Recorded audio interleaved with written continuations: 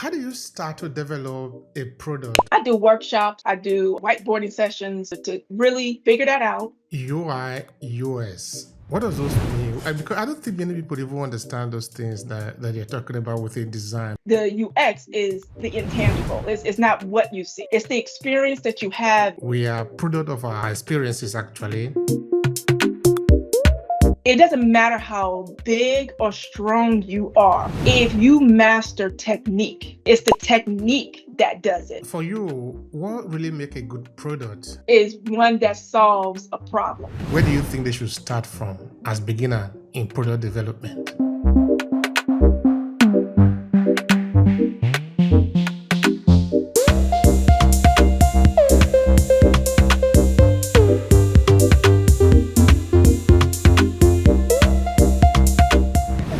So we are on the storytelling series today. So could you tell me something about yourself? Then everything take care of itself. Please go. For myself, uh, well, like I was saying, I am a UX design product strategist, and I've been doing what I've been doing for over 12 years.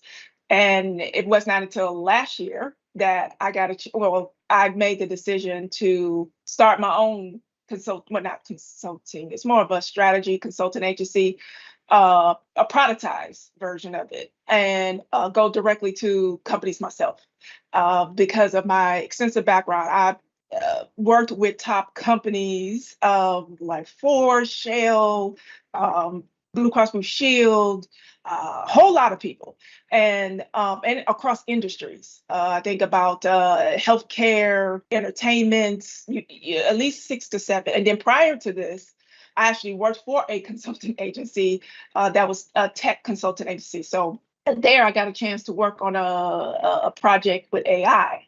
So that's also within my wheelhouse as well, that I'll be infusing in my business, in my consulting. It's an AI driven UX consulting agency that I have. But in saying all that, um, uh, my background includes a lot of things. I played a lot of roles within the product lifecycle.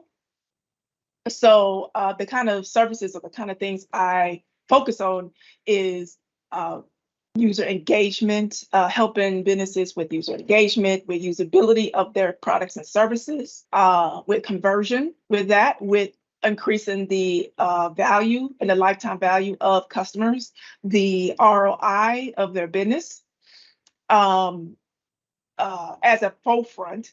But my big signature package has more than that. It includes also user research, like knowing more about your target audience, what needs, what pain points they have, so you can directly impact your own product or your own service to service that, to increase your sell through rate, or if it's a business that does monetize with money, or if it's an internal tool, because I dealt with both. I've dealt with consumer and internal tools for businesses. So if you want to increase satisfaction with your team, I've done that. That's a part of that signature package. Also, I have a background in visual design, so branding. I help out with branding and with development. Now, I don't do development, but the technical aspect of how feasible designs or the solutions that I come up with, that is something I also help businesses out as well. So when it's ready to go to development, you'll have all the things you need to give to a development team or a developer to help you get it to reality. How do you start to develop a product? Where do you usually start from? Talking of your US UI design, what is the starting point? I start with the business. That's what I start with first. I I meet, I find out, okay, what in your perspective, from your viewpoint, is the problem with now your, because the business funds the product. There won't be a product unless the business is viable. So to find out the pain points that the business is having, and then what they're hearing from their own users, if they are talking to the user, or the users are giving them feedback to the point to where they, their category, they're notating it down and whatnot. It depends on the maturity of the company or of the product when that goes on. But my process of where I start is there. I do workshops. I do whiteboarding sessions to really figure that out, and then what the priority, what their plan, or what is the vision for. What are you looking for this to be in another 2 to 3 years? How you trying to scale? You trying to get into new markets, like the whole picture. Then after that, I take that, depending on how much I've learned, especially around users. Then I go to the users. All of it. That's why I'm what you call like a full rounded designer. I just don't just do the design, that the UI, the user interface part. The UX is also part of this as well. And that is not pen to paper. That is actually more of the talking, more of the ambiguity of things, finding out the 5 whys, why, what, why, where, when, and how. Those is what I dig into to find a core root cause of why you're here in the first place, like why you feel that you have a problem, or why things aren't working. And then from there, I use the skill sets of interaction design, UI design, front-end development as solutions to those problems digitally for companies. UI, US. What does those mean? Because I don't think many people even understand those things that you're talking about within design. Because, okay, except maybe you are a design expert, those things really sound sort of strange to you. US, are you talking about the United States? UI, No. break it down for people. No, UI is user interface. Sorry, user interface. That's what that is. Then UX is user experience. Now, both of them are their own separate disciplines, their own specialty. But people such as myself can do, it's a hybrid between the two. The experience is the intangible. Like I'm saying, they are two different disciplines even within themselves. But there are designers such as myself and others that are out there that is a hybridized between the two. And the UI is the actual user interface of a screen, is what you see. The UX is the intangible. It's not what you see. It's the experience that you have as a whole as you move through the site. What you click on is that experiential type of experience that you are getting as you're trying to complete a task or complete what you're there to do. All right. Thank you so much for that. I appreciate that. Now, tell me a bit. Let's look a little bit about yourself. Here in Obehi Podcast, we spend a lot of time talking about the individual, your story. Your story is really fundamentally important for us because people want to connect to you. Your experience in life is unique. Nobody can be you. I was reading somewhere that since human beings show up on Earth, we have been about, I think, 100 to about 170 billion people. And what is important about this is that each of us is unique. Nobody is exactly the copy of another person. This is why we love stories, because you are the only one in the entire universe who can tell your story. Every other person will say he, her, she, they, but you will say I when I was there. So tell me, Renee, you are a young girl growing up. What do you see around yourself? Well, I came from humble beginnings, not to where I'm at right now, but we didn't grow with much. I'm from the South, Houston, Texas. So growing up, there wasn't many opportunities for Black African girls, other than for being that I'm in Houston and oil is really big. A lot of oil people working in that industry is what I saw. I even lived next to an oil derrick, plant when I was younger, went to school. It was a low type of income, or not. It wasn't anything prestigious. So coming from that, what I saw was really to make it, you have to be focused. You have to know what you want. You got to be focused. Got to be dedicated. There's so many distractions that you can get caught up in because of the life that was around. But I had some pretty good motivated people. I did sports, and that helped me actually to get through my youth.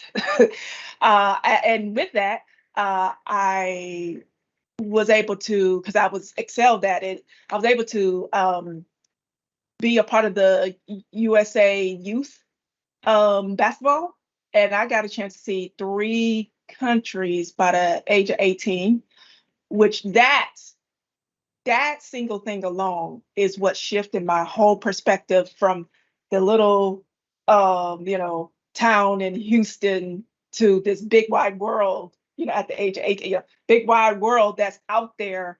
And there's so many different ideas and people and things, and seeing it up front. Even when I went overseas, I got a chance to go to Belgium.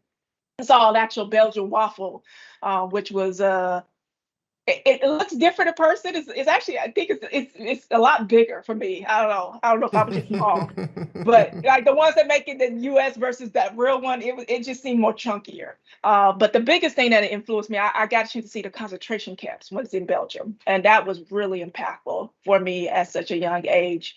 And then I saw a real life Tasmanian devil when I went to New York, to New Zealand, or was it Australia? I think it was Australia. We went to some type of zoo, and I'm like, man, this does not look like wait a minute, it looks like a dog. It don't even look like the actual Tasmanian that's on 2 feet and it got the big juicy smile. It's just like small things like that. Just at the time, I did not, you just having the experience. But looking back, me being that young, having those impressions and just those images, it really shaped me moving forward. Especially when I got to college. It, like I said, if I can go overseas, college is nothing. My folks was like, oh no, we want you close, we want you to go, because there's some good college. Don't get me wrong, there's some good colleges in Texas. University of Texas, Texas A&M, which I wasn't that far from, but I have my sights on the big wide world, so I went out of state for Notre Dame. I went to college, and from there it just, everything was above the fields from there. Lovely, lovely.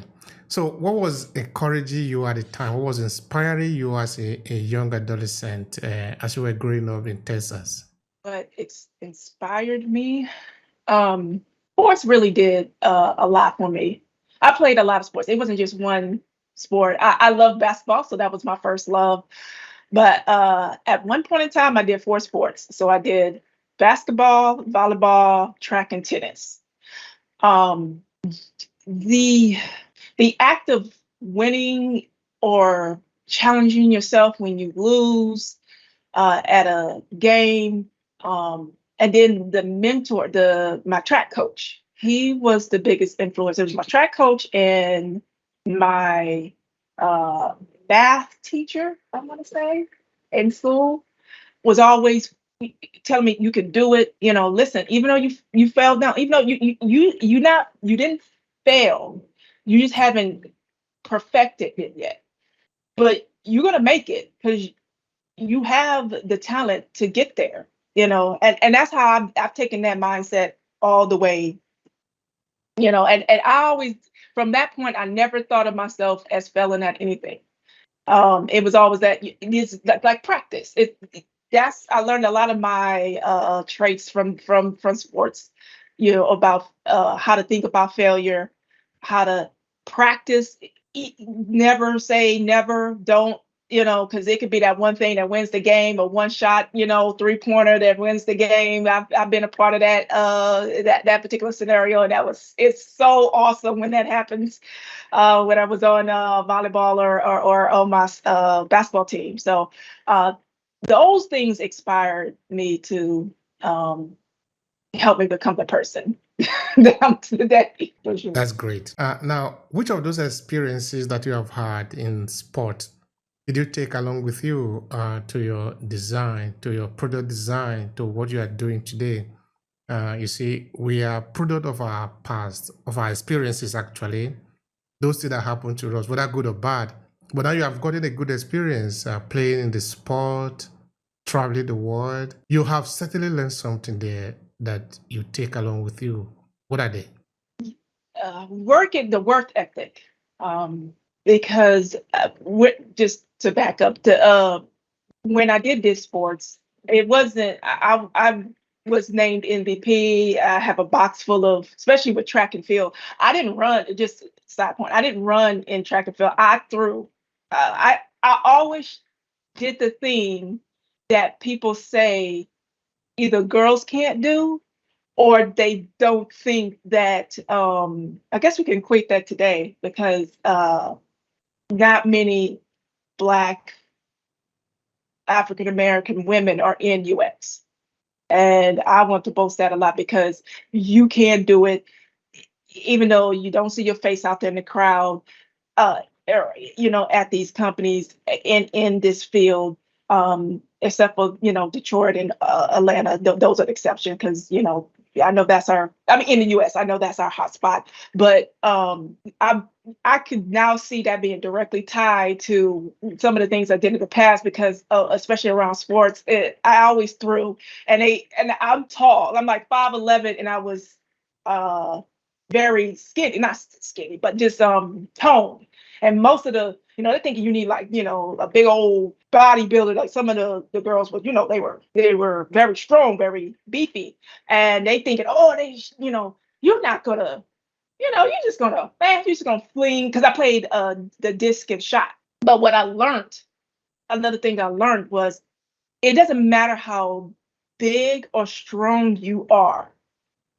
If you master technique, it's the technique that does it, that win games, that catapult you to the top. Because I had focus when I was in practice with my coach. I said, I'm not looking for strength. I wasn't in the weight room because there was a weight room in our school because of football. But I wasn't in the weight room. I was actually, on the platforms outside learning when to turn, how that feels against like the different specific techniques, how to use what I already had to win games. And I was shocked everybody. Every time I've come home with first, second place all the time. And everybody like, well, how'd you do that? And it wasn't until later that I can tie it. I want to say those are two things, just off what I'm thinking now, that I see ties to what I do now, because I got into a field that is dominated, heavily white male dominated, and taking on something that people said that is hard to do. And then what was the other one? Taking on something that was hard to do, and technique. I learned how I don't need to, because I don't have a bachelor degree, or I taught myself, and I have been very successful. And and how I did it was focusing on techniques of UX, because it's like a recipe the ingredients to a recipe. Okay, it doesn't matter the box or the store you get it from. If the ingredients are bad, then the cake is going to be bad. So the technique of how you put the ingredients in and how it's baked, that's all that matters. That's why these mom and pops stores get lines down the block, because you don't have to be Mrs. Field in order to, sell a good cookie. You need just a really good technique and really good ingredients. And that's what I learned from sports that I tied to equatally to UX. All right. Great, great. So when people are approaching you to help them design product, or maybe when you are negotiating for product design for a company, what do you usually look at first? What did I look at first? I look at the mindset. You can, well, at least myself, I can tell a lot by how what they know. Do they know the numbers? Do they know the business model? Do they know what essentially what they're doing? Is it's what their vision, their goal is? Are they self-aware of things? How they position themselves to the problems that they're using? Are they in touch with that, or they have other motives? That's some of the first things I want to discover when I first talk with businesses or companies. And then from there, I know how to handle, how to go forward, whether it's, and then the maturity level. Sorry, that was another one. The maturity, there's something called the UX maturity. So how mature are you with the users of your product or services, or the customers of your product and service? How in touch are you with that? How how often do you involve them in the actual makings of what you do in your product and services? How frequent you communicate with them, with the cycles of development and other things that you're trying to get done, not just on a product level, but also on a business level, things like that. So those are the things that run into my mind, and I try to get answers to in the beginning. For you, what really make a good product? Okay, now you design product, but you want I want to believe that you know what is a good product and what is a bad one. So let's start with a good one. What makes a good product from the point of view of design? Is real simple. A good product is one that solves a problem. That's in a nutshell. Okay. If it solves the problem correctly, it solves the true root problem. Because then it does what the intent was. Because people are not just making product and service just to make product and services. I mean, granted, there's some out there because of the way their mindset are, but in essence, the reason why businesses exist and services are there is because a human being, an actual person, has a problem that they need to have solved. And design and all the like, design, whether it be interaction, whether it be motion, whether it be UX, is all tools to that end to help in the mechanism, which is the solution to the problem. So a good product will solve a problem well, and it makes it extra good if it solves it so good it is unnoticeable that you go through it and you don't even realize how, like the checkouts at the airport, how now that we don't even think twice about it, where before it was such a drag to, you got to meet the person, you got to, check, you got to stand on the line, you got to, hand the person your thing at the outside. And now it's so automated where you don't even think about it. You just come to a terminal or check online, and you can check in there like that, because it's solving a real problem that was a real big pain point. So that's a good one. A bad one is the opposite. It not only does not solve the problem, it makes you hate that you gotta go through it. Now, I know government websites are trying to get up there. Okay, there's been some really good strides in them trying to meet the needs of folks that have to do it. But it's always those types of sites where you have no choice. You have to go through it, whether it be renewing your driver's license, or getting healthcare insurance. It's those sites nothing makes sense. They use their own terminology. It just makes it such hard, and you just trying to get to the finish line of this thing so you can just call it done. That is what I would call a bad product and a bad experience. Thank you so much for that. I'm curious.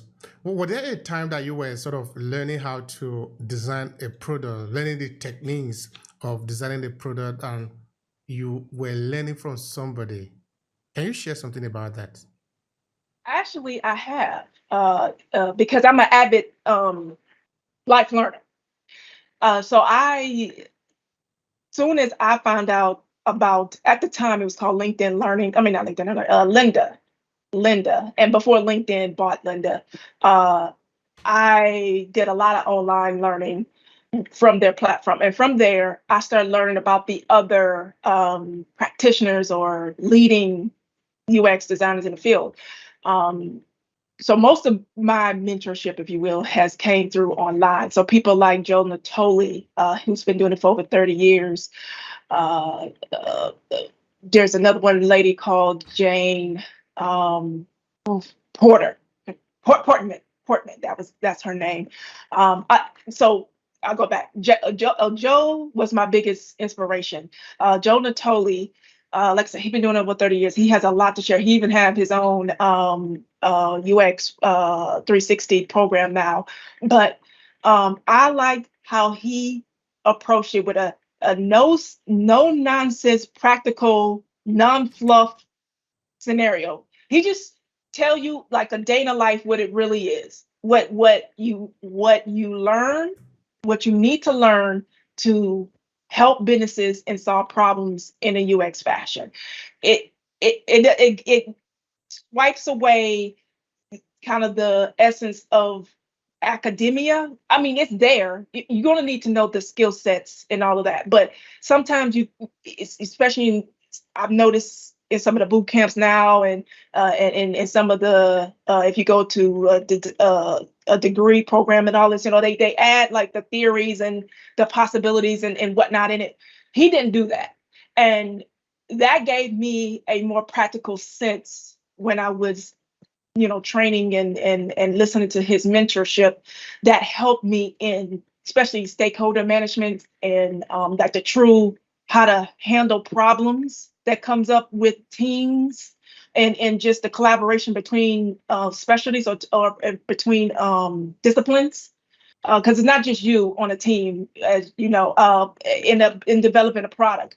There's product owners, there's product managers, there's development, there's QA, there's the business or the sponsor person, there's project managers, and then you could have a researcher, usability. You can have all those people, and having training after him specifically really helped. Just give me the real deal of what a UX person goes through and how to handle it. Thank you for that. You were in the beginning. I think one of the first questions that I asked you, you made mention of a product cycle. Is there something that maybe you can expand on that for people that are listening to you? What is a product cycle? What do you mean by that? Oh, so what I mean by that is a product cycle. If you can think of it like a manufacturer cycle, that's where it was derived from. It's the same thing for you as far as how to move from a idea that a business had to an actual real life thing. But instead of doing it in a physical sense, it's being done in a digital sense. And when I'm saying that, it goes something like, okay, the business say, okay, or somebody, you don't have, it could be even an entrepreneur say, okay, I have an idea. And I feel that this idea can solve this problem. Then so that's where the idea is birthed. Then from there, it every designer process within a product lifecycle is different, but I'll call that the definition phase, where you are trying to understand what the requirements are, what it is going to take to do that. Then from there goes discovery. Discovery goes to where, okay, well, we know what we're trying to do, but what does the users need? Now, I get ragged about it because I get different people do it different ways. Some people put discovery first, because I know with design thinking, discovery comes first with the users and then the business. But I've learned if you swap those first, especially in more corporate settings, it tends to go smoother in my experience. But to continue, discovery. So discovery is just that you are discovering problems, pain points, and it can not just be tailored to users because as it's going on, nothing is linear. It's still, you can still find more problems, or as you have a discussion with the business, but that's the essence of it, is to just to discover what it is that is a problem, or that is what's going on. Then the next is ideation. So that you take it from out of a abstract and start putting those abstracts into something concrete, something, visible. And usually ideation is just like a draft of a architect, or of construction. Is a lot of times, I always equate what we do to building a house of construction, how engineers have a draft first, and then they have to submit that draft, and then the draft goes to, into production with them building it. It's the same difference. Once you get to ideation, it's kind of that start introducing that draft form, and it can be a way of drawings. It can be a way of something that's called wireframes, which is just that, it's a black and white representation. It's no color. It's devoid of color for a reason, because you're trying to focus on the essential. You try to focus on the structure, the flow. It's because you don't want to get sidetracked by color, because sometimes color and visuals take people to another place, and it doesn't focus you on what the product is there to do. It's what problems it's solving. So from ideation, then you go into design. Then, okay, now comes the color, now comes branding. Now you can start introducing interaction, because we're talking about an actual digital product. It just it's not a static thing. So in design, a lot of designers introduce prototypes. Some introduce it in the early stages as well, but usually definitely by here if there's budget. A prototype usually get made where you can actually see how it moved, the button clicking, if a user were to walk through this flow, how that actually looks without writing code. Prototyping is without writing code. That's the key thing about prototyping, if you're not aware. Then from design, it well, you want to test with users. You should test early and often, especially I would say, if we between ideation and design, you put a research as that's going on. There's also research, and research can easily just mean guerrilla testing, or testing putting it in front of user, whether it's the prototype you're putting out there, just like a regular manufacturer. You know how they take a little version of itself and they'll go do a focus group, or they'll run just a little small sample to the market to get feedback. That's what you're doing. And then, so you fast forward design. Design is the final putting it together. And then you test it. The other test is for usability. Okay, how usable it is.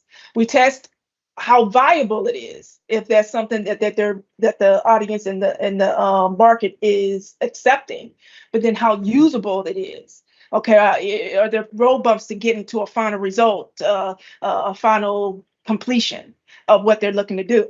And then you make adjustments, and then launch, or they call it launch or implementation. And then once implementation happened, it goes to development, and you're still there. Like as a designer, you follow this whole train of thought. You follow this whole process all the way to the end.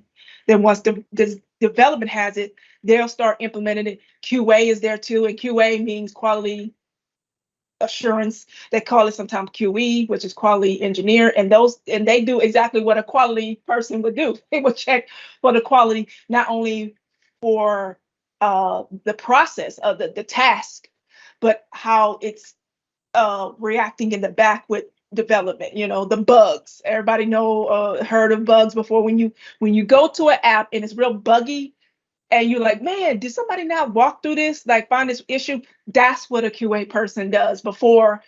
It typically should happen before a product or a feature leaves the production, just like in real life. And then it gets released. Now, once it gets released, it doesn't stop there. I mean, the product cycle ends there, but there's also a next iteration where it's optimizing. Because one thing about products and services is that it's not a one and done thing. It is a living, breathing thing. You would think, oh, something digital can be living and breathing. Like, what are you talking about? It's a living and breathing on the sheer fact because it's always being optimized because it's a solution to a human problem, and humans are always needing. Once one problem gets solved, like we multifaceted. It's not like we just have one problem. Like, oh, okay, yeah, you solved that problem. I don't have any more problems about this. No, you might solve one or two big painful problems, but there's other micro problems they might have around that big problem that your product can solve. And that's what that iteration, that optimization after you launched, release, implement is meant to help with. Like those little, other than the big one, what else can we ancillarily do or adjacently do that's not a big diversion from our main feature, our main product that can help with our users. And that's how you increase lifetime value. That's, it goes into all that. But essentially that's the main, when I talk with product development, that's what that is meaning. Thank you so much for that. Thank you. That is really an in-depth explanation. People can pick that and run with them. I try to do a good analogies with things so I won't lose anybody. Thank you so much for that, Renee. Now, let's say a beginner is listening to you, and they have listened to you to this point. They want to really roll up their sleeve and get to work. Where do you think they should start from as beginner in product development? Oh my goodness.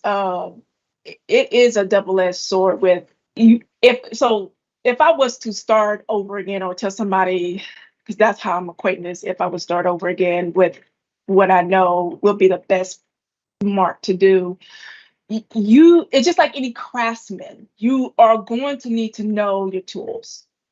I feel that you should only know it enough, or not enough, but in tandem with practical application.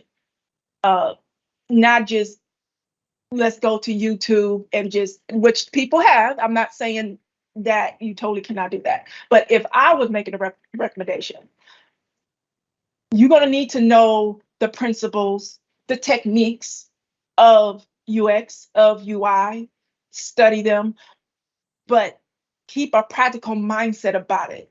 It's not hard, graved in stone. I've seen a lot of entry level people get caught up in the purist versions of that. Like, okay, well, the book said this, or it said this technique, this method said this.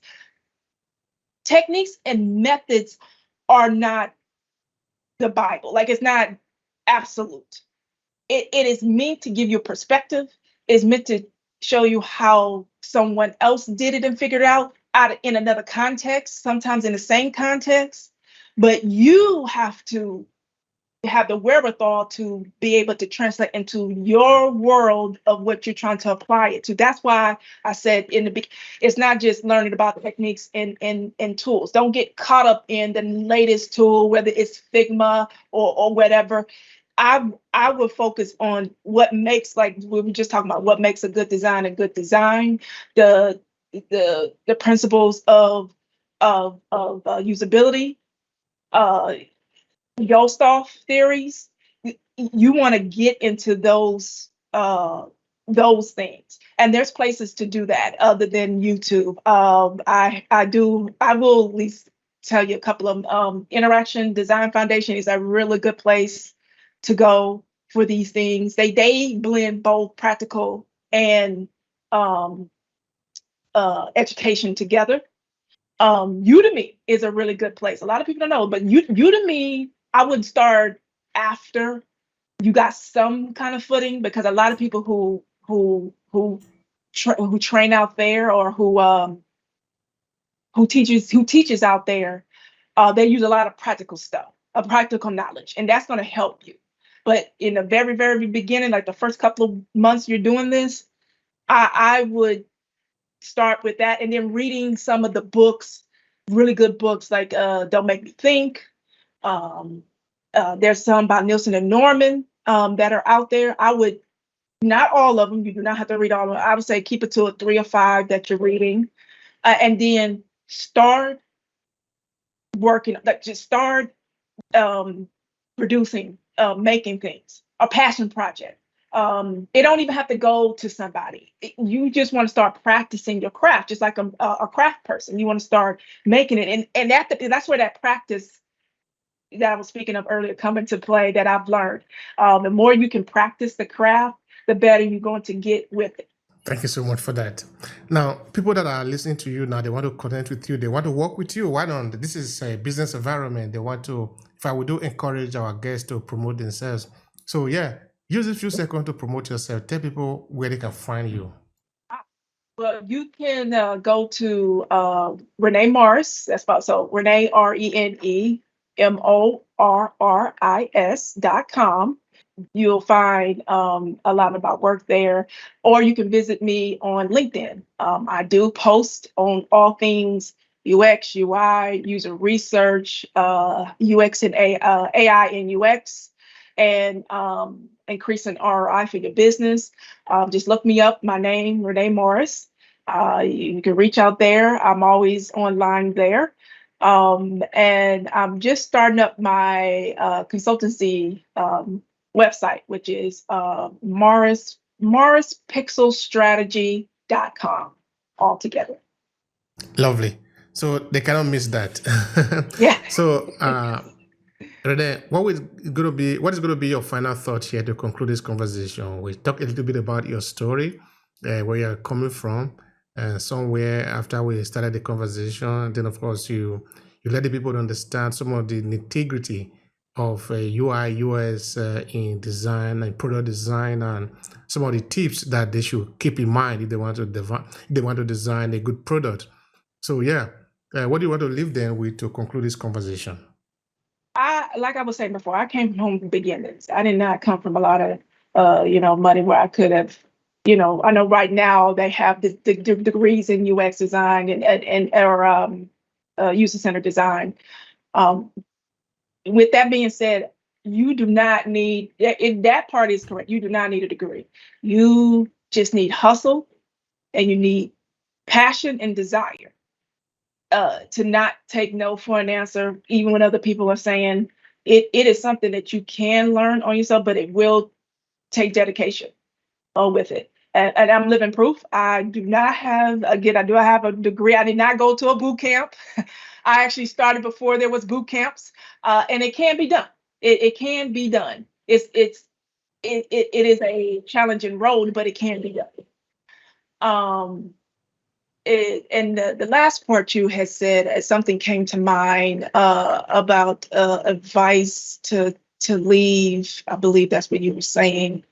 Um, the earlier things I was saying before with uh, reaching out, going and learning about the techniques, actually reaching out to a mentor. That was one of the things, an actual mentor. ADP.org has a list of mentors that can help you with the questions. Because that was the other thing in the beginning that, should I? It's so vast. The UX, I don't understand that. The UX field, the discipline is vast. And a lot of times in the beginning, you don't, because there's so much of it, you don't, yeah, you can study all of it, but you're like, what this, what that. I can even tell you right now, even as much as I've been in it for 12 years, I still, you know, learn a lot from UX. I still do categorize myself. Even though I have all the knowledge of a lot of things, it's because it's so big. I still learn new things every day. Okay, so you don't try to say that you try to get. Don't try to learn everything. You're not going to be able to learn everything in your life. It will literally take you a lifetime to just face to paper to learn that. That's not the goal. Is not that. I would not say to let the goal be that. You need to know enough of the crucial things that makes good design to solve the problem in the techniques of UX, UI, interaction design, user research, strategy, how to talk to the business, business strategy. Just need to know those couple of things to be able to be successful, with it. And then as you go, as you mature within your career, through the works that you do, that knowledge is going to come. But don't try to set out to like know everything. I did that at the beginning, and I almost hurt myself because I was everywhere. I if you look on my LinkedIn, I got something like over 120 courses I've taken in this, and I still only scratched the surface. So be kind to yourself.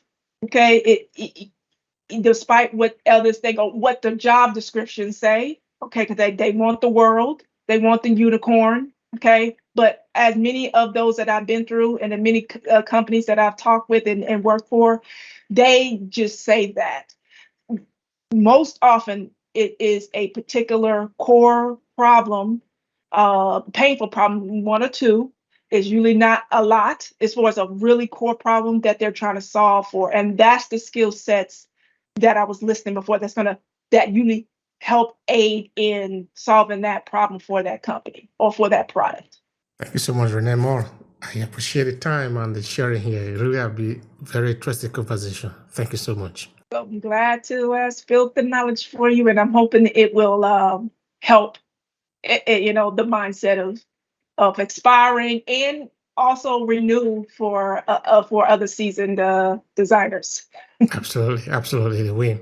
So if you have listened to the end of this conversation, we say thank you so much for your time. And please remember to subscribe to this channel. And why not reach out also to René? She have shared valuable information here with you. So, of course, if you do need help, why not let us know? Just write it down so that we'll pass it on to her. And share also this video with other people who you believe can benefit from it. It has been a pleasure here. René, thank you so much for the time. You are welcome. Thank you, everyone.